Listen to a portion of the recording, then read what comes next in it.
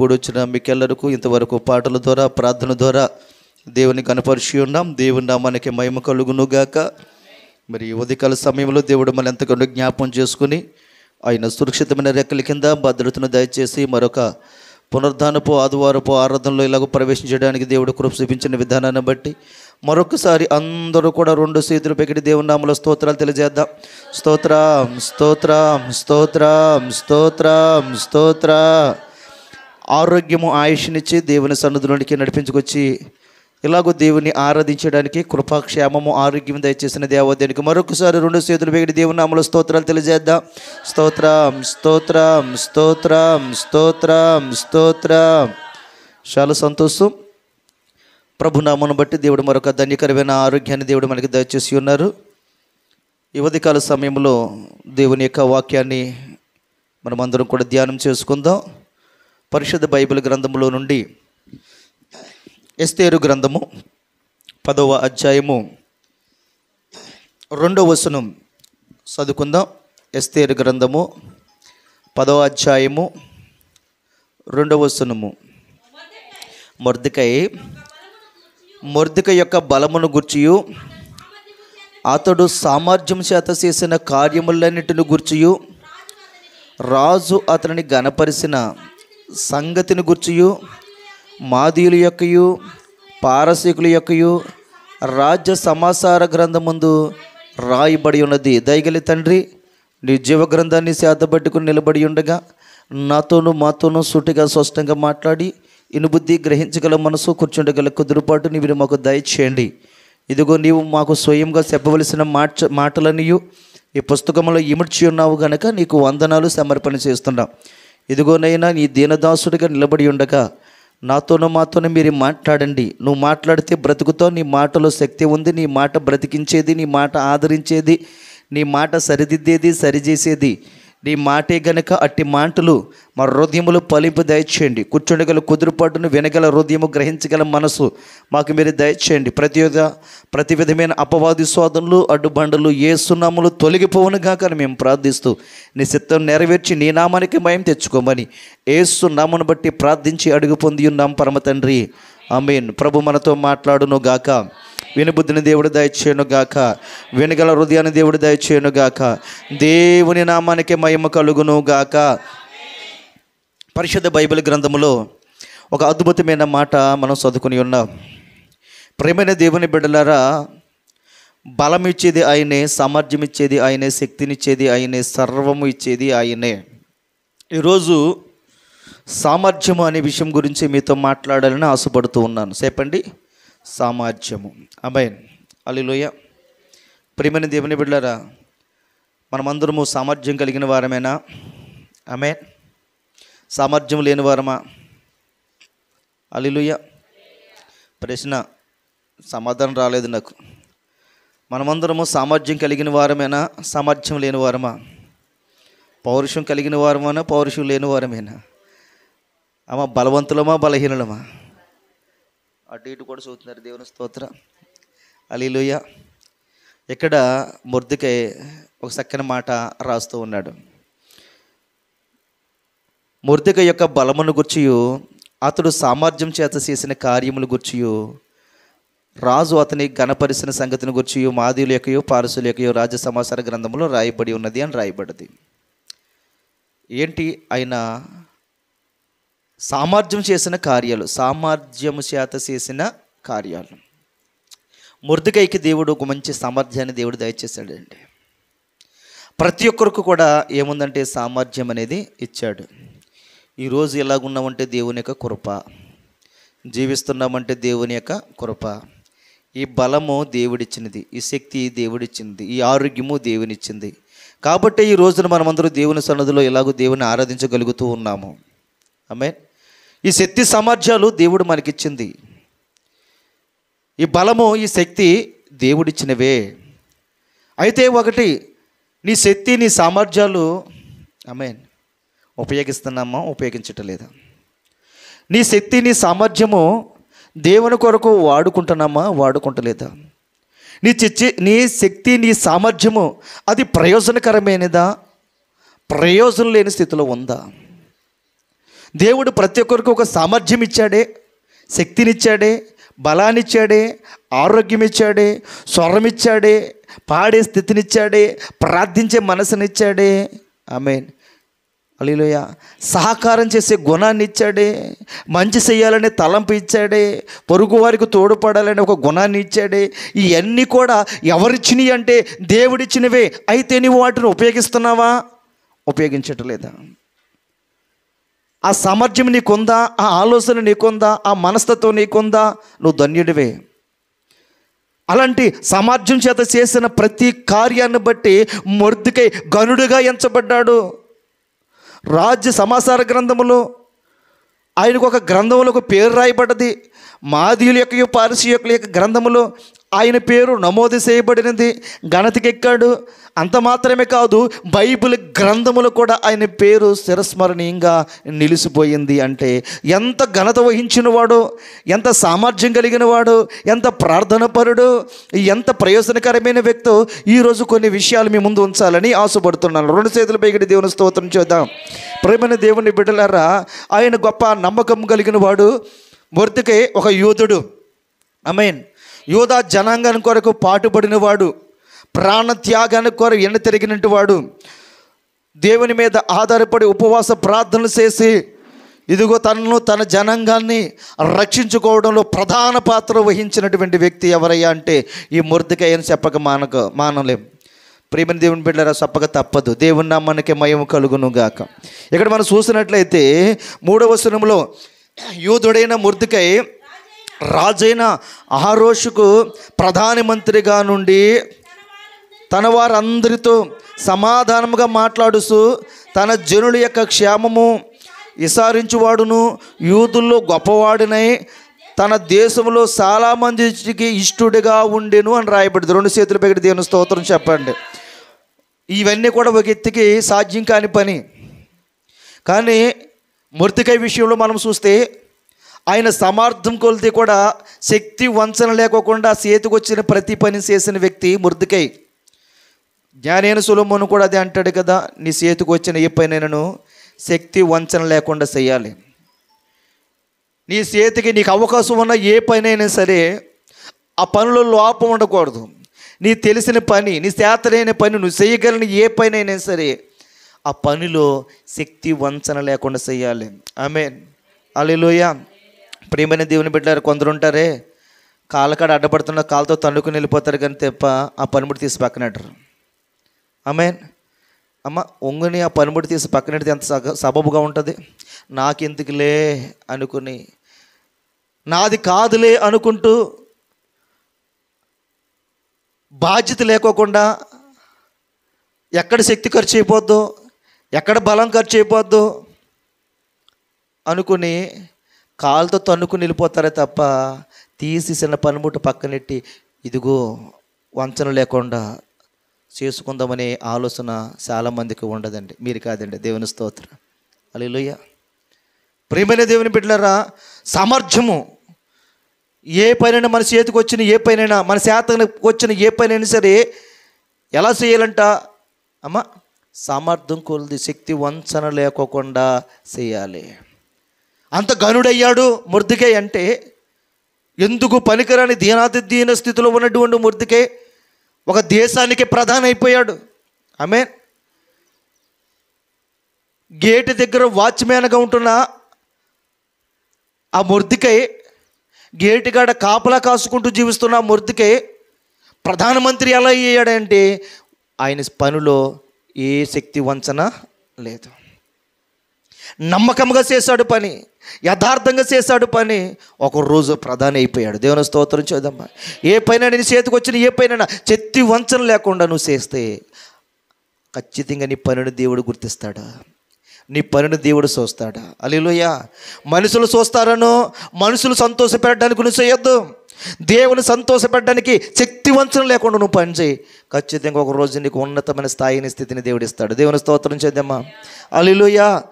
అదే నమ్ముకున్నాడు, అదే గురిగా పెట్టుకున్నటువంటి మొర్దెకై శక్తి వంచన లేకోకుండా తన చేతకు వచ్చిన ప్రతి పని సామర్థ్యం కొలిది చేసి మహదీయుల సామ్రాజ్య గ్రంథంలో రాయబడింది, పారసీకుల గ్రంథంలో రాయబడింది, రాజుల సమాచార గ్రంథంలో ఆయన రాయబడింది, బైబిల్ గ్రంథంలో ఆయన పేరు రాయబడ్డది. దేవుని స్తోత్రం చెప్పండి. ఈరోజు మన పేరు జీవ గ్రంథంలో రాయబడాలంటే ఇక్కడ నీవు శక్తి వంచన లేకుండా నీ పనిని, నీ చేతికి వచ్చిన పనిని చక్కబెట్టవలసిన వారమై ఉన్నాం. హల్లెలూయా. లోపము లేని వారిగా, ఆమేన్. సమయం ఉన్న ప్రార్థన రారే, అవకాశం ఉన్న ప్రార్థించలేని స్థితిలో ఉంటున్నామే, ఆమేన్. దేవుని ఆరాధించలేని స్థితిలో మనం ఉంటున్నామే, ఆమేన్. వెళ్దాము లేనట్టు నిర్లక్ష్యకొద్ద స్వభావంలో మనం ఉంటున్నామే. ఇంకా పాటలు స్టార్ట్ చేయలేదు, ఇంకా ఐగర్ రాలేదు, మైకులు వినపడితే వద్దామలే అనుకున్నటువంటి నిర్లక్ష్యకొద్ద స్వభావం ఇప్పుడు వదిలిపెట్టేయండి. దేవుని స్తోత్రం కలుగునగా. ప్రేమని దేవుని బిడ్డలారా, ఇదిగో దైవజనుడు వస్తేనే చేస్తాం, దైవజనుడు చూడట్లేదు కదా, కాదండి. దైవజనుడు చూసినా చూడకపోయినా, దైవజనుడు సమయానికి వచ్చిన రాపోయినా, ఇదిగో నువ్వు సమయం పాటించు, నిన్ను దేవుడు కనపరుస్తాడు. దేవుని స్తోత్రం చూద్దామా. హల్లెలూయా. ఈ రోజున మైక ఆన్ చేయకపోతే 11 అయినా 12 అయినా సంఘ పిల్లలు రారు. ఇది సబాబైనా, ఆమేన్. పరుగెత్తుకొని వచ్చి అన్ని పనుల కంటే ముందు డోర్ తీసి ముందు మైక్ ఆన్ చేస్తాను నేను, ఎందుకంటే స్వరం వింటేనే కానీ నా పిల్లలు రారని. అది కరెక్ట్ కాదు. ఆమేన్. హల్లెలూయా. ప్రేమని దేవుని బిడ్డలారా, సమయం పాటించాలి. ఇదిగో సమయం అయిపోతుంది. ఏమో మైకే రిపేర్ అయితే, మైకే కొన్ని ప్రాబ్లం వస్తే ఆగిపోతామా ఇంటికాడ? ఆగిపోవలసిందే కదా. అంటే ప్రార్థన లేదనే కదా అర్థం. అది కాదు. మనకి మైక్ వినపడితేనే, సౌండ్ వినపడితేనే కాదు. ఒకరోజు ఈ మైకులు కూడా ఉండొచ్చు, ఉండకపోవచ్చు, కానీ దేవుని ప్రార్థన సన్నిధిలో సమయం పాటించాలి. దేవుని స్తోత్రం చేద్దాం. హల్లెలూయా. ప్రేమైన దేవుని బిడ్డలారా, గమనించండి. ఏ పని అయినా సరే, మనలో ఏ లోపము, తిమోతి జాగ్రత్త, ఎవడు నీ మీద నెపం వేయకోకుండా జాగ్రత్త పడు అంటాడు పౌలు. దేవుని స్తోత్రం. హల్లెలూయా. ఎవరుడా తిమోతి, ఇదిగో ఎవరు కూడా నిన్ను ఏలెత్తి చూపించే స్థితిలో నువ్వు వెళ్ళొద్దు. ఎందుకు హెచ్చరిస్తున్నాడు? ఒక ప్రయోజకుడు అవ్వాలి, దేవుని పరిచర్యలో ఒక ఉన్నతమైన స్థితిలో నువ్వు నిలబడాలి, ఒక ఘనమైన పాత్రగా నువ్వు ఎంచుకోబడాలి అనేది దేవునికి ఉద్దేశం. గనుడిగా చూడాలని, సంతోషపడాలని ఆలోచన. ఈరోజు మనల్ని ఘనమైన పాత్రగా వాడుకోవాలనుకుంటున్నాడు. ఘనహీనమైన పాత్రగా కాదు, ఒక ఘనమైన పాత్రగా వాడుకోవాలనుకుంటున్నాడు. ఒక ప్రయోజనకరమైన పాత్రగా వాడబడాలనుకుంటున్నాడు, వాడుకోవాలనుకుంటున్నాడు. కానీ మనము ఎలాగుంటున్నామంటే, నా వల్ల కాదులే, అది నా పని కాదులే. మందిరం పని అయింది, దైవసేవకుడు వస్తాడు, వాకులు తుడుచుకుంటారు, దైవసేవలు వస్తారు, తుడుచుకుంటారు, వాళ్ళ మైకులు వేసుకుంటారు, వాళ్ళ పని, ఇది మా పని ఏంటి? ప్రియమైన దేవుని బిడ్డలారా, గమనించండి. అది సబబు కాదు. దేవుని పరిచర్యలో నా వంతు పాలు భాగస్తులను కావాలి అని నీ చేతనైన పని, నీకు వచ్చిన పని ఏదైనా చిత్తవంచన లేకుండా చేర్చుడు, దేవుడిని నిండారుగా ఆశీర్వదిస్తాడు. దేవుని స్తోత్రం చూద్దామా. అమ్మ, మిమ్మల్ని ఏదో కట్టబట్టాలనో బాధ పెట్టాలనో నేను మాట్లాడట్లేదు. మిమ్మల్ని ప్రయోజకులుగా దేవుడు మిమ్మల్ని దీవించాలని నిండు మనసుతో ఈ మాటలు చదువుతున్నాను. దేవుని స్తోత్రం చెప్పండి. హల్లెలూయా. మిమ్మల్ని ఆశీర్వదింపబడాలని, మీరు దీవింపబడాలి, నా సంఘం గొప్ప ఉన్నతమైన స్థితిలో నిలబడాలి. ఎవరికి ఘన కారణము? పలానా సంఘము అని చెప్పుకుంటే నా కథ, ఆ దేవుని కథ ఘనత. దేవుని స్తోత్రం. హల్లెలూయా. ప్రియమైన దేవుని బిడ్డలారా, బిడ్డలు ప్రయోజకులు అయ్యారంటే ఆ తల్లిదండ్రులు కదా ఆనందము. మొట్టమొదట ఆనందించేది ఎలాగ తల్లిదండ్రులు సంఘం అభివృద్ధి చెంది విస్తరించి ఫలింపజేస్తే ఆ ఆనందము ఆ సంఘ కాపరి కాకపోతే ఇంకెవరికండి? దేవుని స్తోత్రం చూద్దామా. హల్లెలూయా. ప్రియమైన దేవుని బిడ్డలారా, గ్రంథంలో చక్కని పేరు రాయబడింది. ఆయన మొర్దెకై ప్రధానమంత్రి అయ్యాడంట. దేవుని స్తోత్రం. 3వ వచనంలో, యూదుడైన మొర్దెకై రాజైన అహష్వేరోషుకు ప్రధాని మంత్రిగాను తన వారందరితో సమాధానంగా మాట్లాడాడు. అబ్బా, దేవుని స్తోత్రం. ఒక మాట అర్థం చేసుకోవాలండి అమ్మ, ఈ మొర్దెకైకి ఉన్న గొప్ప సామర్థ్యం ఏంటో తెలుసా? అందరితో కూడా సమాధానంగా మాట్లాడేవాడు. ఆమేన్. అందరితో కూడా సమాధానంగా మాట్లాడగలుగుతున్నామా మనము? అందరితో కూడా ఒకరినొకలాగా మనం చూస్తున్నామా? అందరినీ సమాన దృష్టిలో చూస్తున్నామా? ఈ మొర్దెకై అలా కాదు, తన వారందరితో కూడా, తను విరిగిన వారందరితో కూడా సమాన దృక్పథంతో ప్రేమించగలిగినటువంటి వ్యక్తి. అయ్యో, నేను ప్రధాని కాదని ఒకరిని ఒకలాగా చూసే వ్యక్తి కాదయన. అందరినీ, చిన్న పెద్ద ధనిక పేదవారిని కూడా సమాన దృష్టితో ప్రేమించే తత్వం కలిగిన వాడు మొర్దెకై. దేవుని స్తోత్రం చెప్పండి. హల్లెలూయా. తన వారందరితో కూడా ఎలా ఉన్నాడంట ఆయన? సమాధానంగా మాట్లాడు. ఆమేన్. హల్లెలూయా. వాళ్ళ ఇంటికి మేము వెళ్ళవండి, మేము ఇంటి వాళ్ళకి రామండి, మాకేమి లేవండి. మొగదనమో మోగోళ్ళమో మనం మాట్లాడకపోవడానికి. దేవుని స్తోత్రం. ప్రభుని బట్టి నోరు తెరిచి మాట్లాడు. దేవుని స్తోత్రం. హల్లెలూయా. దేవుని కలిగి ఉన్న మనము వాడు ఎదుటి వ్యక్తి ప్రేమించినా ప్రేమించకపోయినా మనం ప్రేమిస్తూనే ఉండాలి. అది మనకి దేవుడు నేర్పిన స్థితి. హల్లెలూయా. ఆ వ్యక్తి మాట్లాడినా మాట్లాడకపోయినా నువ్వు మాట్లాడు, పలకరించి ఘనమైన స్థితిలో నువ్వు నిలబడతావు. దేవుని స్తోత్రం చూద్దామా. హల్లెలూయా. ప్రియమైన దేవుని బిడ్డలారా, మాట్లాడాలి. అందరితో కూడా మాట్లాడు. వాళ్ళతో మాట్లాడలేవు అనే మాటలు మనకి వినపడకూడదండి. దేవుని స్తోత్రం. ఏదో ఒక రోజున కఠిన హృదయం కూడా మారిపోద్ది. ఆమేన్. ఏం ప్రారంభించి మనకున్న ఇగోను పక్కన పెట్టి ఆమేన్ మాట్లాడడం ప్రారంభించి నీ శత్రువు అయినా సరే, దేవుని స్తోత్రం, ప్రేమించు నీ శత్రువైనా సరే ఖచ్చితంగా జయాన్ని పొందుకుంటావు. ఆమేన్. ఒక ఉన్నతమైన స్థితిలో దేవుడిని నిలబెడతాడు. దేవుని నామానికి మహిమ కలుగును గాక. రెండు చేతులు పెగిడి దేవుని స్తోత్రం చేద్దాం. అందరితో కూడా మొర్దెకై సమాధానంగా మాట్లాడే గొప్ప తత్వం కలిగినటువంటి వ్యక్తి. ఈరోజు మనం కూడా అందరితో సమాధానంగా మాట్లాడాలండి. ఆమేన్. సమాధానాలు కూడా వంకర టింకరగా ఉంటాయి. కొందరు సమాధానాలు చెబితే మాటల్లో కూడా వంకరతనం ఉంటుంది. ఆమేన్. మాటల్లో కూడా వంకరతనం, వంకర టింకరగా మాట్లాడడం, వాళ్ళకి బాధ పెట్టే టైప్లో మాట్లాడడం, ఇండైరెక్ట్గా మాట్లాడడం, సెటార్లు వేసే స్థితిలో మాట్లాడడము, వంక పెట్టి మాట్లాడడం.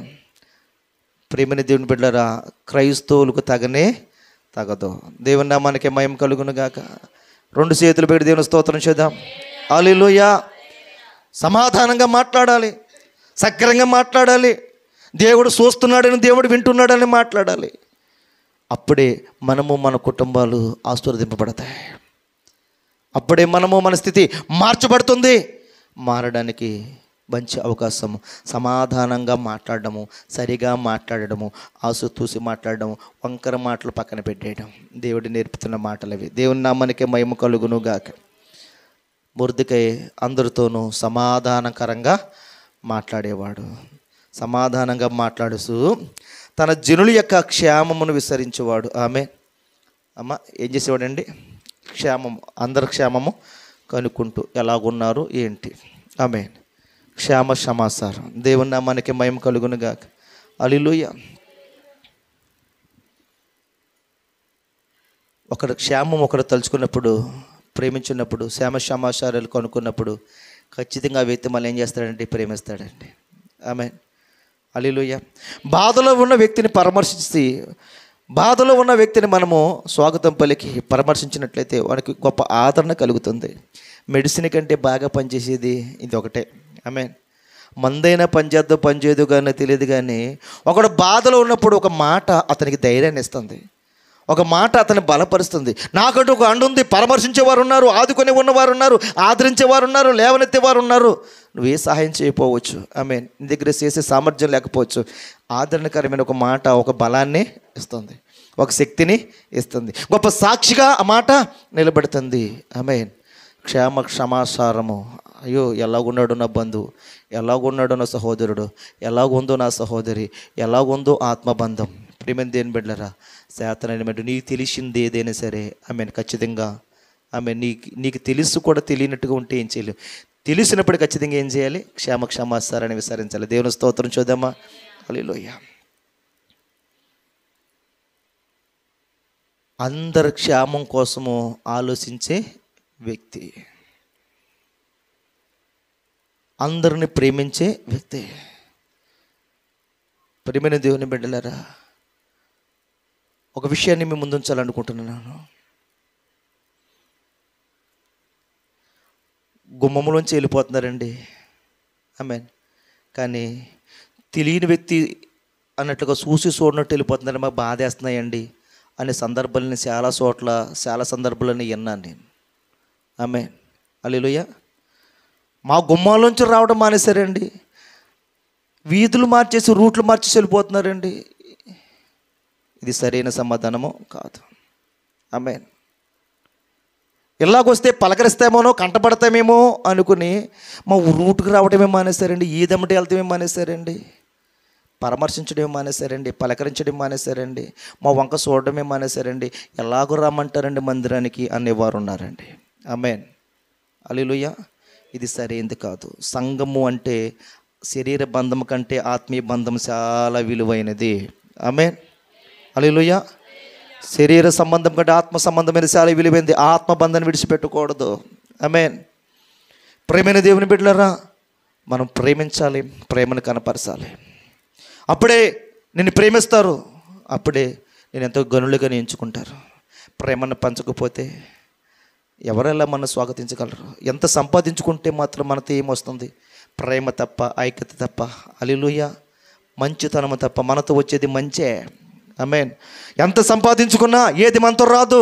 మనతో వచ్చేది మంచి నీతి ఒకటే మనతో బలంగా వచ్చేది. ఆమేన్. శ్రమలో సాకారిగా నిలబడినప్పుడే, ఆపదలో సాకారిగా నిలబడినప్పుడే అయ్యో ఇదిగో పనాలి వ్యక్తి. ఆమేన్. నా సోదరులు కడవరకు ఉన్నవారు మీరు కాదా? నా శ్రమలో కడవరకు ఉన్నది మీరు కాదా? ఎవరంటున్నమాట?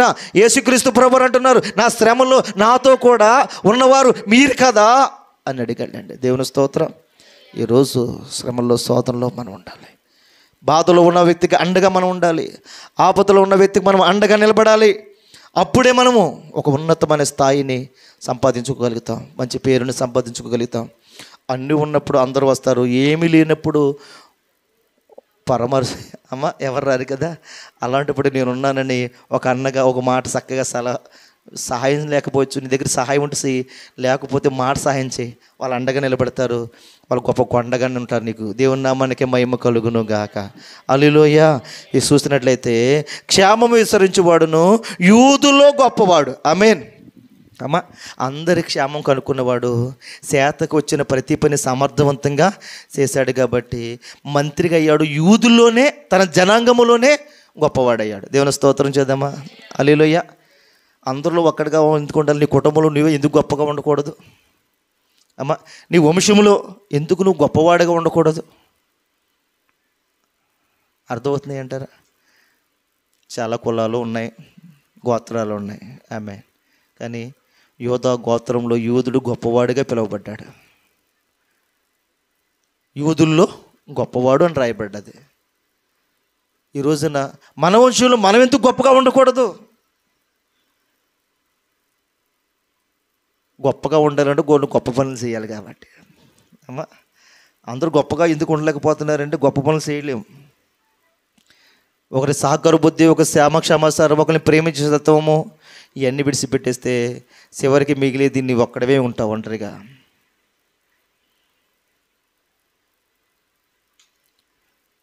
అవసాన కాలంలో నా దగ్గరికి రాలేదు, నేను ఎలా వెళ్తాను అంటాడు ఒకడు. ఆమె, నేను బాధలు ఉంటే నన్ను పరామర్శించలేదు, నేను ఎలాగ రాగలను అంటాడు. ప్రేమైన దేవుని బిడ్డలారా, ఇది సరైన పద్ధతి కాదు.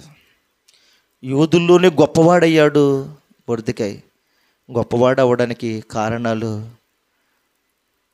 ఆయన కలిగినటువంటి తన జనాంగం పట్ల కలిగి ఉన్న ప్రేమ, త్యాగము, ఓర్పు, పట్టుదల, ప్రార్థన జీవితము, యథార్థమైన జీవితము, శక్తి వంచన లేకున్నటువంటి గొప్ప జీవితము. మన చరిత్రలో మనకి కొన్ని పేర్లు ఉన్నాయంటే, ఆమేన్, జీవగ్రంథములో మన పేరు సంపాదించుకోవాలంటే ఈ రోజు నుంచో మొదలుపెట్టు యూదుడైన మొర్దెకై ఇలా ఉండడానికి. దేవుని నామానికి మహిమ కలుగును గాక. అంత మాత్రం కాకుండా తన దేశంలో చాలామందికి ఇష్టడుగా ఉన్నాడు. అందరికీ వ్యక్తి కూడా ఇష్టంగా ఉండలేడు. ఎంత గొప్పవాడైనా సరే అందరికీ ఇష్టంగా ఉండలేడు. యూదుడు అయిన మొర్దెకై కూడా చాలామందికి, అంటే అందరికీ కాదండి, ఆమేన్, చాలామందికి ఎలా ఉన్నాడంటే ఈయన ఇష్టడుగా ఉన్నాడు. అందరికీ ఇష్టడుగా ఉండడం అంటే కష్టమే. యేసుక్రీస్తు ప్రభువారు కూడా ఏం చేశారు? అమ్మ, హేళన చేశారు.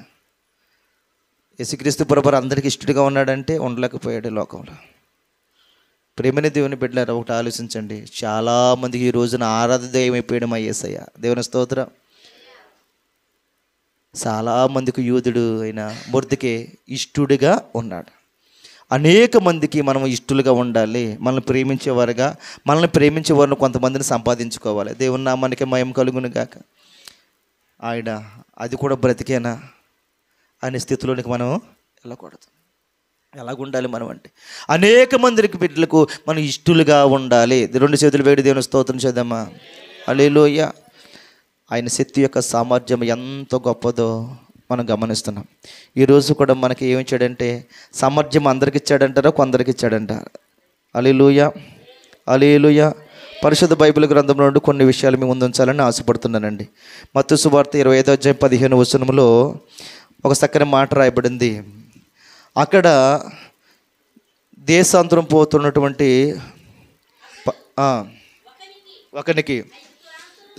ఒకనికి 5 తలాంతులను, ఒకనికి 2 తలాంతులను, ఒకనికి 1 ఎవరిని సామర్థ్యం చెప్పిన వానికి ఇచ్చి వెంటనే దేశాంతరం వెళ్ళిపోయాడు. ఆమేన్. ఒక్క మాట ఆగి ఆలోచన చేద్దామండి. అమ్మా, ఒకనికి పిలిచాడు, అబ్బా ఈయన సామర్థ్యం కలిగిన వాడు, ఈయన పని అప్పగిస్తే ఖచ్చితంగా చేస్తాడు, నమ్మకంగా చేస్తాడు అని అతనికి ఎన్ని తలంతులు ఇచ్చాడండి? అతని సామర్థ్యాన్ని. ప్రియమైన దేవుని బిడ్డలారా, ఎవరికైనా ఈ పనిని అప్పగిస్తున్నారు అంటే అతని సామర్థ్యాన్ని బట్టి పని అప్పగిస్తాడు. చేసేవాడికి బరువు ఎక్కువైపోద్ది, చేసేవాడికి పని అప్పగిస్తారు, చేసేవాడికి బాధ్యత అప్పగిస్తాడు. చేయుడు రాడు చేయలేడు అనుకున్నప్పుడు చేసిన చొప్పున ఒకటే చెప్పబోన ఒకటే, ఈయన చేస్తాడని నమ్మకం కోల్పోయి పని కూడా చెప్పరు. ఆమేన్.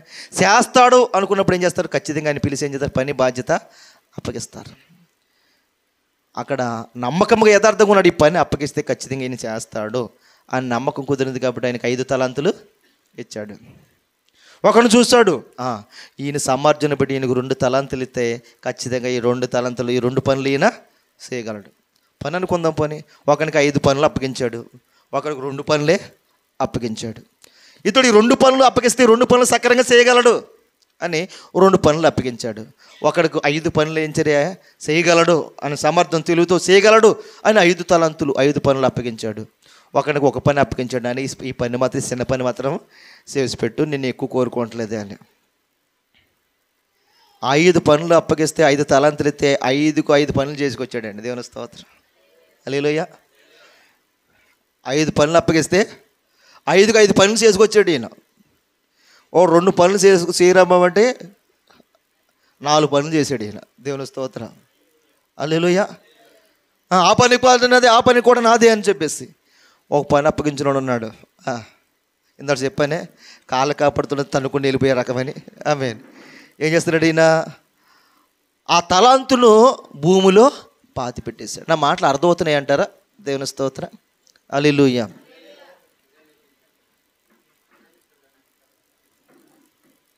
నీ వాక్యమే నన్ను బ్రతికించెను,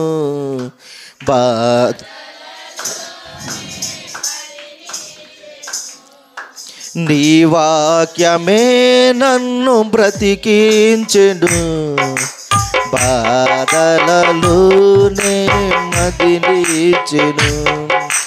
కృపాశక్తి దయాశక్తి సంపూర్ణుడా, వాక్యమయ్యున్న యేసు వందనమయ్యా.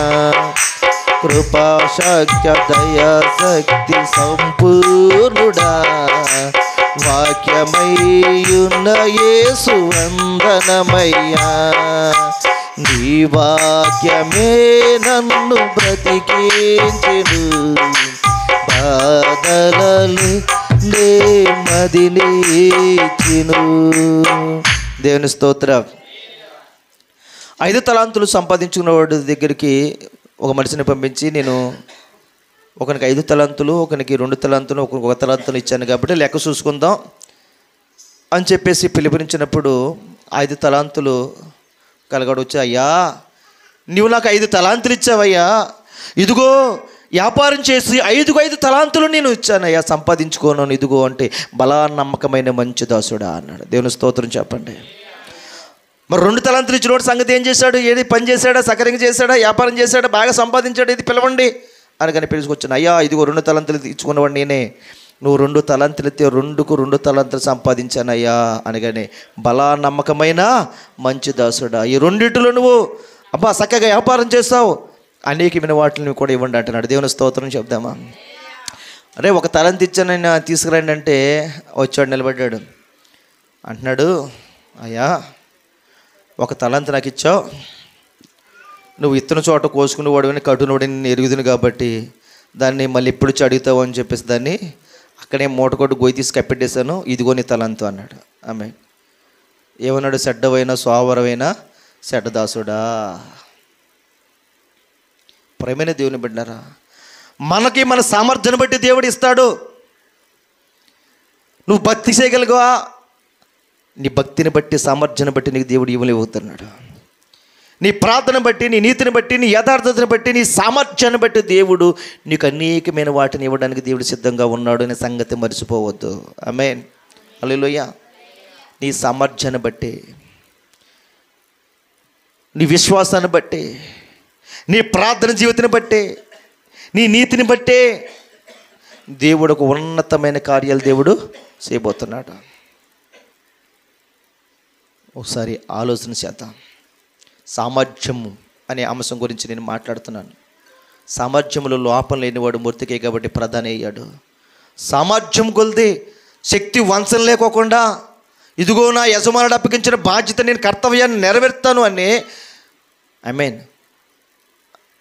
ఐదుకు 5 సంపాదించాడే కానీ తప్ప 5తో అలా మెయింటైన్ చేసి, అయ్యా ఇదిగో నువ్వు ఇచ్చావు కదా 5 అని 5 అప్పగించలేదండి. 5కు 5 చేసి ఇదిగో అని అప్పగించాడు. ఎంత సంతోషపడ్డాడో. నేను 5 ఇస్తే 5కి 5 రెట్టింపు చేసి ఇస్తే ఎంత సంతోషపడతాడండి. హల్లెలూయా. అమ్మ వడ్డీకి వ్యాపారానికి వడ్డీకి డబ్బులు ఇస్తారు కదా అమ్మ, దేవుని స్తోత్రం. హల్లెలూయా. 3 సంవత్సరాలు అయిపోయింది, 1,00,000 రూపాయలు ఇచ్చావు. అమ్మ ఏం చేశాడైనా వడ్డీ వస్తుందని ఆశపడితే ఇచ్చావు. 3 సంవత్సరాలు అయిపోయింది, అడిగింది, నేను ఇవ్వలేను అసలే ఇస్తానని చెప్పేసి ఇచ్చాడు. సంతోషం ఉంటుందా? వడ్డీ కూడా కల్పించాడు అనుకోండి, ఎంత ఆనందంగా ఉంటుంది నీకు. ఆమేన్, హల్లెలూయా. అసలు మొత్తం కూడా ఇవ్వకపోతే దేవుని నామానికి అలాంటి వాళ్ళు ఉన్నారు ఈ లోకంలో. ప్రియమైన దేవుని బిడ్డలారా, ఒకసారి ఆలోచన చేయండి. సామర్థ్యాన్ని బట్టి దేవుడు నీకు ఇస్తాడు. కొరింథీయులకు రాసిన పత్రిక 2వ పత్రిక 3వ అధ్యాయము. కొరింథీయులకు రాసిన పత్రిక 2వ పత్రిక 3వ అధ్యాయము.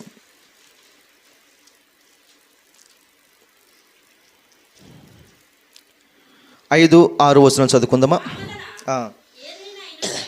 మా వలన ఏదైనా అయినట్లుగా ఆలోచించుటకు మా అంతటి మేమే సమర్థులమని కాదు. అబ్బా, ఓ మాట అంటాడు, మేమంటే మా మట్టుకు మేము సమర్థులమని కాదు, కానీ సమర్థులమని కాదు, మా సామర్థ్యము దేవుని వలనే కలిగింది అంటాడండి. 2 చేతులు పెట్టి దేవుని స్తోత్రం చేద్దామా? హల్లెలూయా. నీకు నాకు సామర్థ్యాన్ని ఇచ్చేది ఎవరు? ఆయనే. ఆ సామర్థ్యం ఇస్తే ఆ సామర్థ్యాన్ని శక్తి వంచన లేకుండా కాపాడుకోవాల్సిన బాధ్యత ఎవరిది? అమ్మా, ఇది కూడా దేవుందేనా? అమ్మా, సామర్థ్యము దేవుడిచ్చాడు, శక్తి వంచన లేకుండా సామర్థ్యాన్ని మనం కాపాడుకునే బాధ్యత ఎవరిది? అది కూడా దేవుందేనా మనదేనా? మనదే. శక్తి వంచన లేకుండా ఆ సామర్థ్యాన్ని కాపాడుకోవాల్సిన బాధ్యత మనదే. ఇక్కడ పౌలు అంటాడు మరో మాట 6వ వచనంలో, ఆయనే మమ్మల్ని కొత్త నిబంధనకు అనగా అక్షరమునకు కాదు కానీ ఆత్మకే పరిసారకుల మగుటకు మాకు సామర్థ్యము కలిగించి ఉన్నాడు. అక్షరం చంపును కానీ ఆత్మయే జీవింపచేయును. 2 చేతుల పైకి దేవుని స్తోత్రం చేద్దాం. హల్లెలూయా. ప్రియమైన దేవుని బిడ్డలారా, సామర్థ్యము దేవుడిస్తున్నాడు. శక్తి వంచన లేకుండా సామర్థ్యాన్ని మనము కాపాడుకునే బాధ్యత మనకి ఉంది అంటున్నాడు. ఈ రోజున మనకి అందరికీ సామర్థ్యం ఇచ్చాడా? ఆమేన్. అమ్మ, ఇచ్చాడా ఇవ్వలేదంటారా? ఎవరికి తగినటువంటి సామర్థ్యాన్ని వారికి దేవుడు ఇచ్చాడు. ఆ సామర్థ్యాన్ని మనం నిలబెట్టుకోవాలి. ఆ పనిని మనము చేయగలగాలి. అందులో శక్తి వంచన లేకుండా మనం చేయగలిగినట్లయితేనే దేవుడు అద్భుతమైన ఆశ్చర్యమైన కార్యాలు దేవుడు చేస్తాడు. దేవుని నామానికే మహిమ కలుగును గాక. పరిశుద్ధ బైబిల్ గ్రంథంలో నుండి కొన్ని విషయాలు నేను ముందుంచి ముగించాలని ఆశపడుతున్నాను. పరిశుద్ధ బైబిల్ గ్రంథంలో నుండి గల్తీ రాసిన పత్రిక 2వ అధ్యాయము 8వ వచనం కూడా చదవండి. గల్తీ పత్రిక 2వ అధ్యాయము 8వ వచనం. దేవ దర్శన ప్రకారమే మరియు నా ప్రయాసము వ్యర్థమైపోతుందేమో, ఈ అర్థమైపోయిందేమో అని నేను అన్యజనులు ప్రకటించుతున్న సువార్తను విషాద పరిస్థితిని అయినను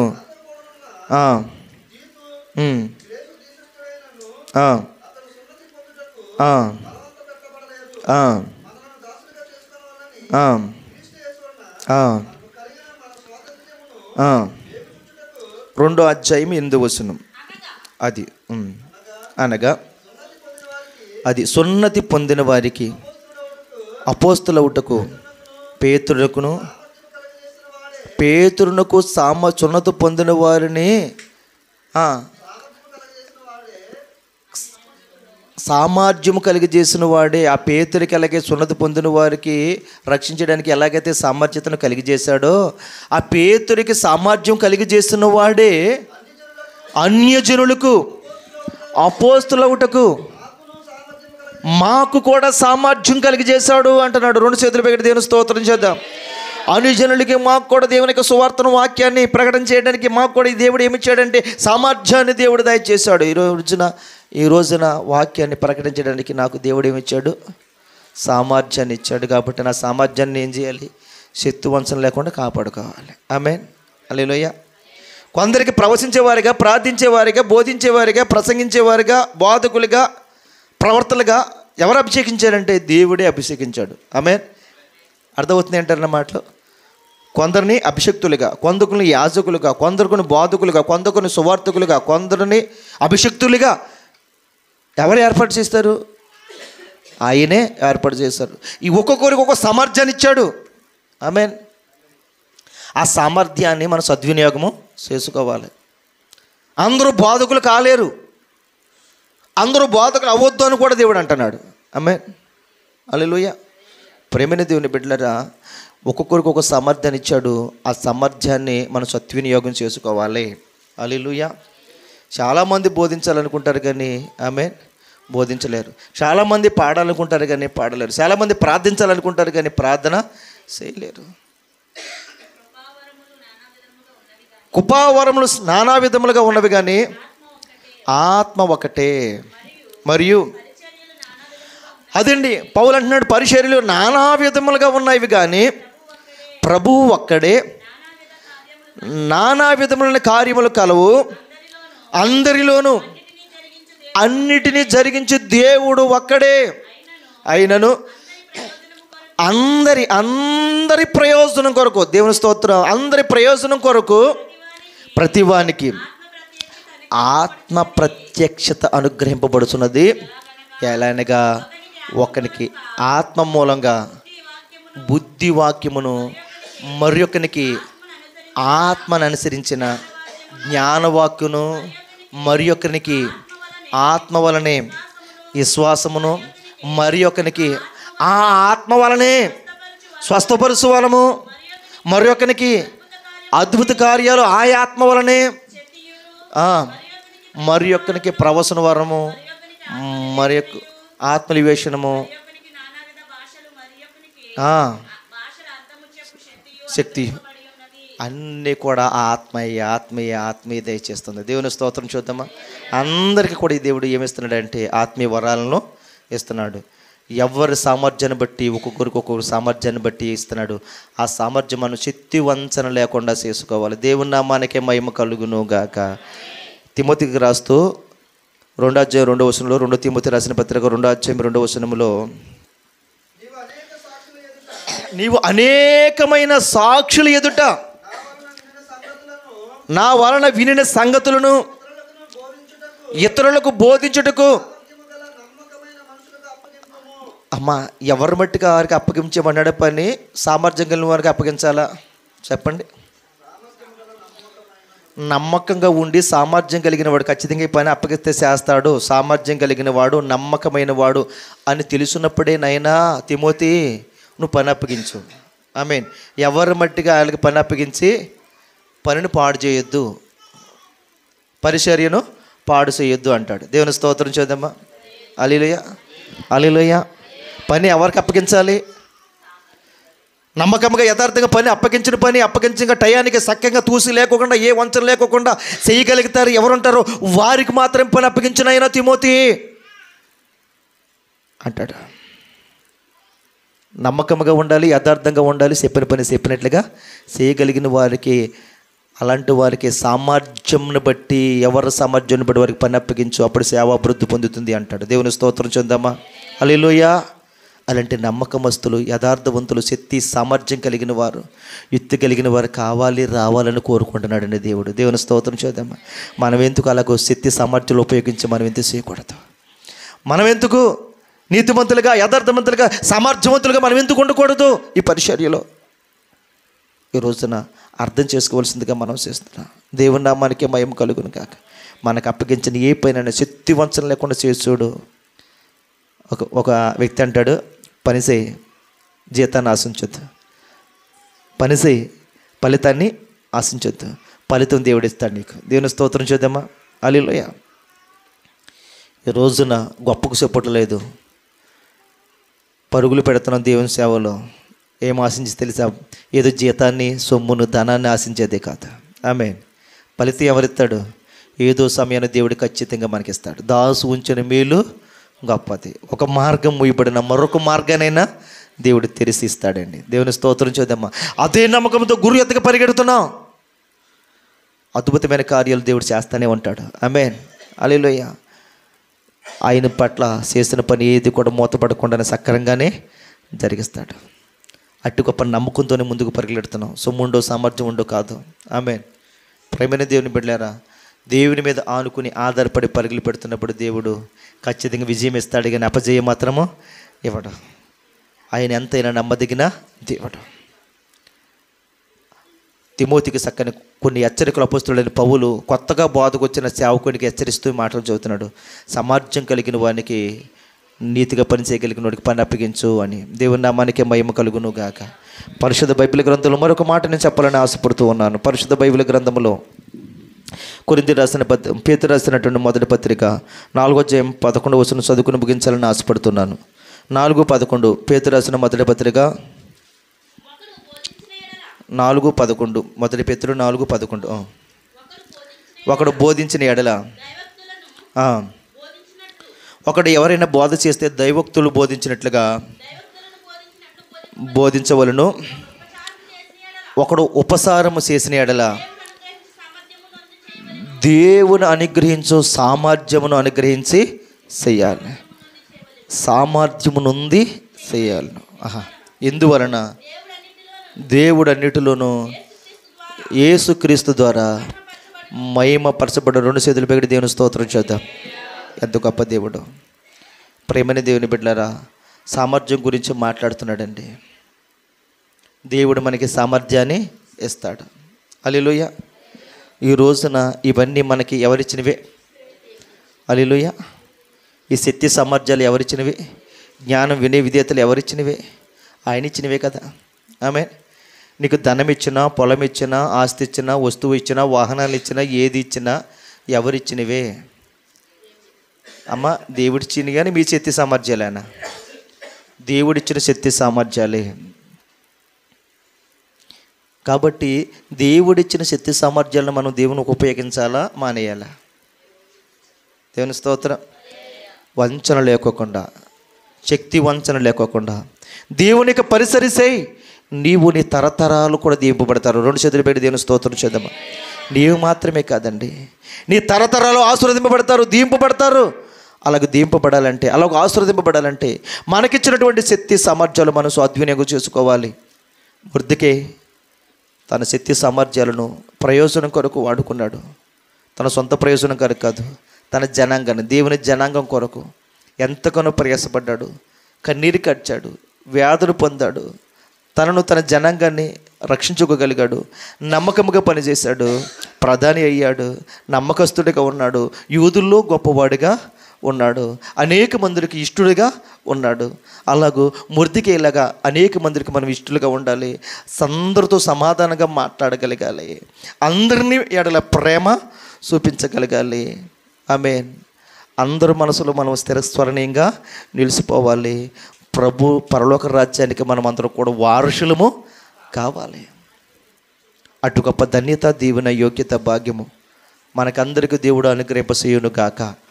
అట్టి శక్తి సామర్థ్యాలు దేవుడు మనకి దీవించును గాక. మనకు దేవుడు అప్పగించిన పనిని నూరంతలుగా దేవుడు ఆశీర్వదించును గాక.